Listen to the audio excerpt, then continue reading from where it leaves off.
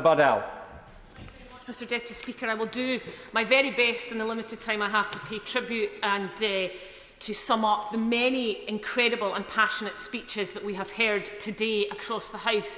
And I want to thank the Backbench Business Committee and the honourable members for Oldham East and Saddleworth and Bolton South East who tabled for this debate and secured it. But I do share the sentiments from the honourable member for Birmingham Perry Barr, who was, as many of us are, really disappointed that we are not voting on this issue today. But we hope that the people of Kashmir and those who have relatives both there and those, as many do, with Kashmiri backgrounds and heritage, hear the calls from across the benches for the UK Government to do more to secure the human rights. Because, as we have heard from honourable members, the human rights situation in Kashmir is utterly horrific. It is one of the most militarised zones in the world, yet garners little media attention or indeed action and attention from this government relative to the severity of the situation, not least because of the censorship, suppression and abuse of journalists, as we have heard, and human rights defenders and activists, something that should worry us all. As we spoke about earlier, Amnesty International have had their operations shut down by the Indian government, and India's abuses of power in the region are incredibly worrying. They are having, as we have heard, a devastating impact on daily life and the rights and freedoms of people in Kashmir. So we on these benches call for India's government to respect the administrative autonomy of Kashmir and to respect the human and constitutional rights. As many have said, in that region, the rights to a safe and legal vote on self-determination is crucial. And we also call on this government to do more in holding India to account over its human rights abuses and assisting the people of Kashmir. As many members have said, with incredible passion, this government should not and cannot, in the name of members of this House, put trade deals before human rights.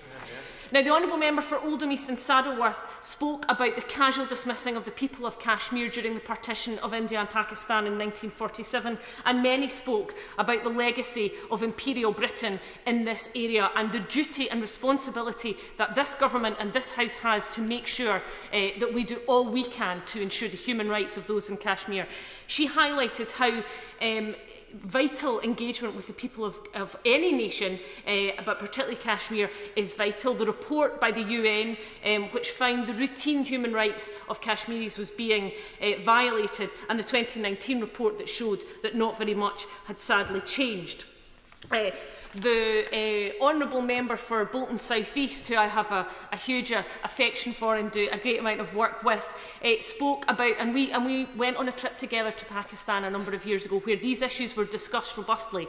She spoke about the brutal military lockdown and blackout and the abhorrent treatment of Kashmiris, and how Kashmir had the largest internet shutdown of any democratic government during lockdown, when so many nations and so many people in these nations were desperate to reach out to families. She also spoke about the recent concerns raised by the UN over grave human rights abuses. The honourable gentleman for Bradford East, he raised the roof when he spoke about the butchering of Kashmiris by the Indian forces, and I could not help but be deeply moved by what he and many on his benches spoke about.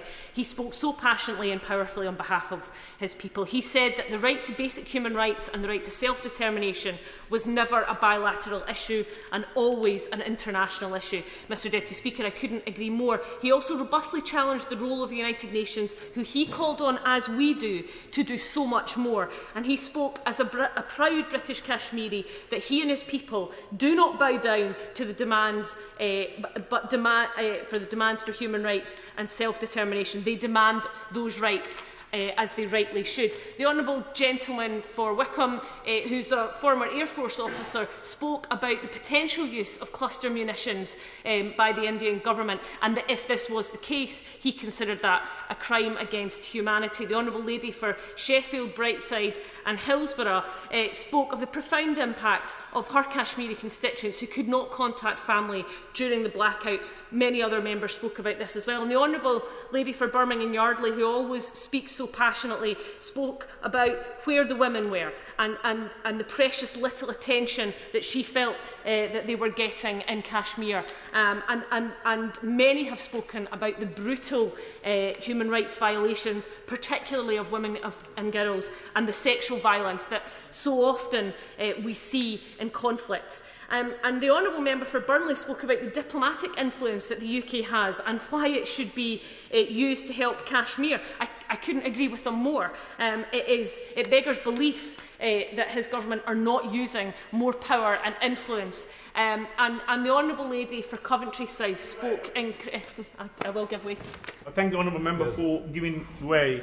Will she agree with me that the UK can and should play a more role? We must stand up to the roots of our responsibility to the people of Jammu and Kashmir, of our shared colonial past. We must do more, and we should help the Kashmiri people on both sides of the line of control. I couldn't agree more with the Honourable Member, and I'm glad that he got that point on the record. I just wanted to finish by paying tribute to the Honourable Lady for Coventry South, whose family came to the UK to work and live, and as a result she is in this House and able to speak so passionately.